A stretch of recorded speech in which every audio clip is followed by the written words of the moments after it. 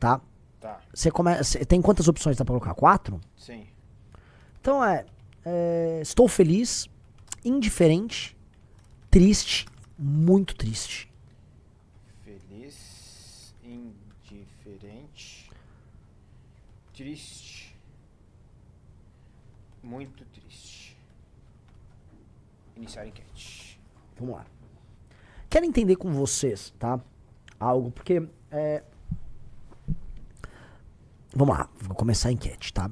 Eu vou começar trazendo um seguinte estudo de caso. 1950. Julho. Final da Copa. Não uma final, né? Era o último jogo do triangular final da Copa entre Brasil e Uruguai. O Brasil jogava pelo empate. O Brasil perde pro Uruguai. É o que ficou conhecido como Maracanazo. Foi uma humilhação. O Brasil perdeu em casa de virada, com o Obdúlio Varela e os jogadores uruguaios dando porrada e humilhando os jogadores brasileiros, e eles com sangue de barata, sem saber reagir, tomando porrada e vendo o Uruguai virar o jogo. O Uruguai virou o jogo, cara, na força. Eles botaram, né, vamos dizer, mais do que uma bola de capotão em campo, né? Eles botaram muitas... E eles venceram o Brasil. Foi um trauma. A ideia do Brasil como o síndrome de vira-lata, o Brasil um país fraco, fica ali, até que vem a Copa de 58, o Pelé vence, e naquele período o Brasil já estava sendo o Brasil Bossa Nova, o Brasil do presidente Bossa Nova, um Brasil que estava começando a ganhar. Então o Brasil, ele entra num surto positivo ali. Então a Copa de 58 acompanha isso, que é quando o Brasil vira o país da Bossa Nova, por mais que tenha tido, teve o golpe de 64, teve uma crise que rolou ali no período do Kubitschek, foi um período de crescimento, de reconhecimento internacional do Brasil como um país interessante. Fato. Música, crescimento econômico, industrialização. O Brasil vai crescendo 10% ao ano a ponto de se tornar, à época, chega a ser a 7ª economia do mundo. Tá? Então, foi um período muito importante ali. Tá? Corta. O ano é 1982, 5 de julho de 1982. Uma seleção que jogava lindo, que jogava tão bem em termos de plasticidade com o time de 70. Ele perde para a Itália naquilo que foi conhecido como o desastre do Sarriá. Foi um desastre. O Brasil inteiro chorou. A seleção do Zico, do Cerezo, do Falcão, do Sócrates, do Éder, do Leandro, do Júnior, perdeu. Foi um desastre. As pessoas choravam. Em 86, eu já tinha 2 anos de idade, o Brasil perde o pênalti, o Zico perde o pênalti e o Brasil perde para a França. E é eliminado nas quartas de final. Uma tristeza muito grande. Não igual a 82, mas uma tristeza muito grande. O Brasil perde a final em 98. Uma tristeza, uma certa humilhação, a ponto de convocarem os jogadores brasileiros para uma CPI, para saber se o Brasil entregou o jogo para a França. O Brasil ganha 2002. E dali em diante o Brasil vai se tornando um time menor no futebol. O Brasil perde ontem para a Noruega. Não foi mais uma final de Copa. Não foi um desastre contra uma Itália que foi campeão do mundo. Estamos falando de um país de 4 milhões e meio, 5 milhões de habitantes. Um país pequeno, muito rico, que tem outros esportes com prioridade, né? Eles têm uma espécie de eu não lembro do nome desse esporte, tá? O pessoal, por favor, no chat, o pessoal aqui tente lembrar.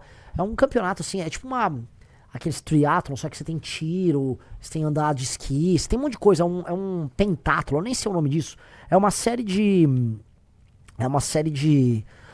atividades ali esportivas, né, mescladas. Os noruegueses amam isso. Os noruegueses amam o esqui, amam o snowboard, amam o handball e gostam de futebol. A Liga Norueguesa de Futebol nem é uma liga muito importante. Pois bem, este país, que nem vê o futebol como um esporte principal e que está se divertindo na Copa do Mundo, eles foram na Copa do Mundo para se divertir. Esse time eliminou o Brasil. Eliminou e tirou onda, tá? Eliminou e tirou onda, botaram os brasileiros na roda. E eu queria muito saber, né? Como é que deu a enquete, Riso? Deixa eu ver. 56% indiferente pro nosso público. 56% indiferente, vou botar 10% feliz. Já 66% das pessoas não estão nem um pouco chateadas com a derrota dos brasileiros. Aí vem 27% triste e 7% muito triste. Eu acho que, dado que o público nosso, o público que tá lá é um público muito especial, isso claramente não é um recorte da população brasileira, mas dá o tom um pouco de um clima novo no ar. Que é o clima que eu acho que vocês já deveriam ter há muito tempo sobre a seleção brasileira e sobre os elementos culturais mainstreams do Brasil. A de que essa seleção ela representa uma arte decadente no Brasil. De que o Brasil no futebol só vive de história. E há muito tempo só vive de história. O Brasil que não é capaz, né? Que tem uma das torcidas que eu vi um inglês falando sobre isso, mais arrogantes que tem. Ela vai pra Copa, aqui é penta, cala a boca, aqui é penta. Beleza, legal. Uma parte disso, se você for fazer como pra sacanear e brincar, se torna um elemento lúdico. Mas não é um elemento lúdico. Virou um triunfalismo de um passado que ninguém mais tem nada a ver. A última vez que o Brasil foi campeão foi em 2002. Foi 24 anos atrás. Ela ganhou 2002 e ganhou 94. Já tinha passado um outro período de sem ganhar título de 24 anos. E o período em que o Brasil realmente foi o melhor país do mundo no futebol foi um período que vai de 58 até 70. 74 já não era mais. A Europa já tinha dado um pau. Joga lá, chega a ter um respiro com a geração Zico, mas não ganha título.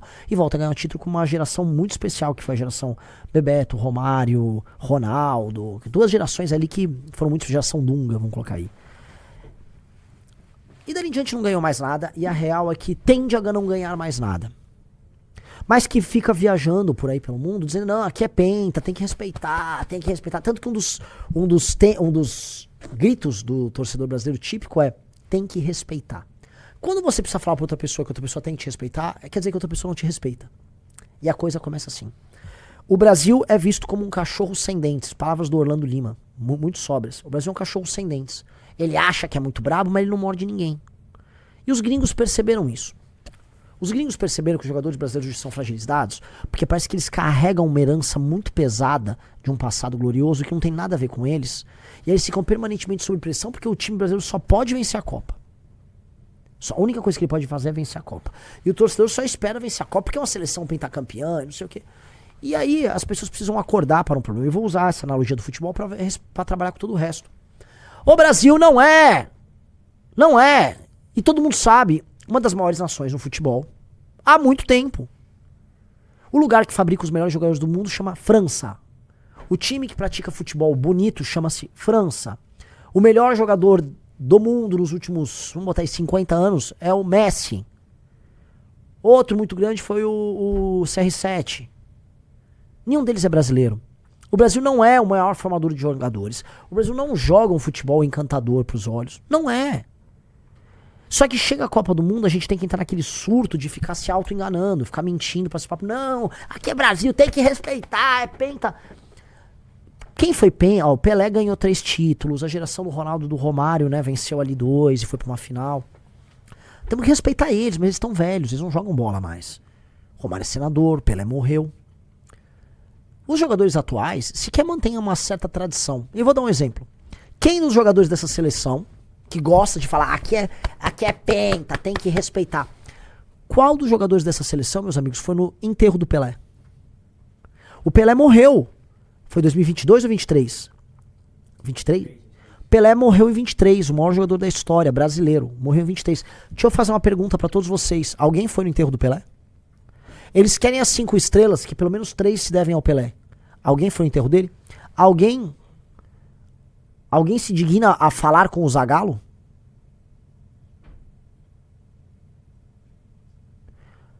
Alguém liga pros jogadores do passado? Alguém liga, só pra saber. Ninguém liga pra tradição. Nós temos uma geração de jovens deslumbrados que são a cara do Brasil atual. O Brasil atual tem cara. O Brasil atual tem cara. A cara do Brasil atual é a cara da Virgínia. Tanto que a Virgínia teve um relacionamento amoroso com o Neymar e com o Vini Júnior. A cara, que é um bando de são influencers, pessoas que, sei lá, vou falar, essa seleção brasileira tem cara de Erika Hilton, de Daniel Vorcaro, de Nicolas Ferreira, de Wesley Safadão, de Eduardo Paes. Essa seleção brasileira tem cara desse Brasil contemporâneo, de Pablo Marçal, de um Brasil contemporâneo tosco. É um Brasil, eles têm a cara do Brasil, mas de um Brasil que não vai vencer nada. Esse Brasil nos moldes, é um Brasil de malandro, o Brasil vendedor de bet, o Brasil do influencer vendedor de bet, não ganha e não merece ganhar. E tá aqui a provocação, porque eu gravei vídeo sobre isso, tem gente batendo, você não entende futebol, isso aqui não é um papo sobre futebol. Isso aqui é um papo sobre povo. Se a seleção brasileira conta tanto pro povo brasileiro, então vamos falar sobre o caráter da seleção brasileira e o caráter do povo brasileiro. Tá? Vamos lá. Vamos lá, meus queridos amigos. A seleção brasileira, já que ela conta muito, ela é uma organização tocada pela CBF, que é tocada por membros do judiciário com uma grande influência do Gilmar Mendes, do IDP, a faculdade dele, que hoje é comandada por um presidente que vem da Federação de Roraima. Eu nem sei se existe futebol em Roraima. E se existe é irrelevante. O presidente da CBF é presidente da Federação de Roraima, que nem torce para um time de Roraima, torce para São Paulo. Não sei o que, Chaldi é o nome dele. Samir Chaldi. O Samir tá lá por uma nomeação política. O filho do Gilmar Mendes estava comemorando que ele levou o Neymar pra Copa. E todo mundo sabe que o Neymar foi levado pra Copa a pedido dos patrocinadores, que iriam faturar mais com o Neymar indo pra Copa. Ora, a seleção brasileira é uma instituição mafiosa, tal qual outras instituições brasileiras. A CBF é uma instituição peremptoriamente mafiosa. Os jogadores têm a cara deste Brasil muito frágil intelectualmente, deslumbrado com a própria vibe, com as próprias aparições em redes sociais. São homens apaixonados pela visão que o mundo tem sobre eles, muito frágeis emocionalmente, e que não tem conexão com o brasileiro comum. Eu vou pegar um exemplo de uma outra derrota, que eu poderia falar das vitórias, mas vamos pegar uma outra derrota. No mesmo dia, há 44 anos atrás, dia 5 de julho de 82, perdi o Brasil. Vamos pegar um negócio, Riso? Por favor, entra no YouTube e bota Voa Canarinho Voa. Eu quero pegar alguns... Voa Canarinho, escreve 82, Voa Canarinho. Eu quero mostrar pra vocês como os jogadores daquele time de 82, eles eram profundamente brasileiros. Eles eram brasileiros comuns. E depois eu vou pegar... Primeiro eu mostro esse vídeo. Eu quero que vocês entendam, assim, que aquilo eram brasileiros. E aí quando aquele time perdeu, igual esse time perdeu, os brasileiros sentiram que perderam. Hoje, eu não sinto que os brasileiros sentem que perderam. Dói muito menos, por mais que ainda doa pra muita gente.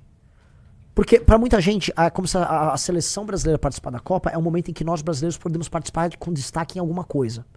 E aí essa pessoa se apropria disso, se apega a isso, e o Brasil perde e fica mal. Aí fica triste porque o Neymar chorou. Eu vejo muita gente que nos acompanha completamente neymarizado. Neymarizado. Ai, nossa, o Neymar. E eu fico deprimido com isso, porque, pô, se você não entendeu que o Neymar é parte do problema, é que você não entendeu mais nada, cara. Todo mundo tem seu bolsonarismo e seu lulismo. No futebol, muita gente que nos acompanha. Não, mas o Neymar foi patético nessa história toda. O Neymar foi uma vergonha. Uma vergonha. A história toda, a participação dele nessa Copa, um ex-jogador em atividade, a história foi vergonhosa, tá?